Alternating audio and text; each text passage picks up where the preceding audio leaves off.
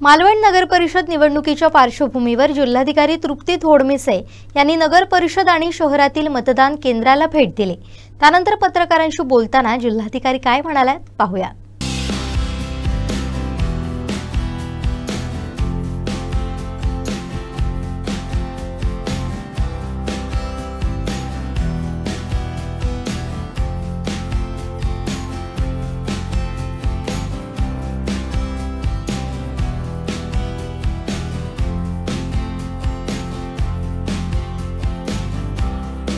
परिषदेची निवडणूक होऊ घातलेली आहे आणि आता नामनिर्देशन पत्र पण सुरू आहेत, भरायचं काम चालू आहे। तर त्या अनुषंगाने फक्त प्रशासनाची जी तयारी आहे ती बघण्यासाठी मी आले होते।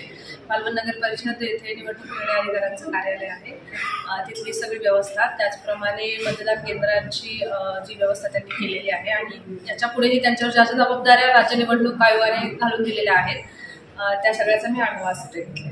मालवण तहसील कार्यालय नियोजनमध्ये नव्हतं, परंतु अचानक वेळ होता त्याच्यामुळे मी भेट दिली आणि नक्कीच इथे ज्या काही कमतरता आहेत त्या नक्कीच त्यांची मागणी घेऊन आम्ही पूर्ण करायचा नक्कीच प्रस्ताव नाही। आता याची मी माहिती घेते पूर्ण आणि त्यानुसार मी बघते कसं करताय। इमारत जुनी आहे, मी आढावा घेतले, आता मी माहिती घेतली आहे, तुम्ही पण मला आता हे इनपुट दिलेले आहेत आणि PWD बरोबर पण माझी पुढची व्हिजिट आहे, मी त्यांच्याबरोबर सगळा आढावा घेते आणि योग्य ती कारवाई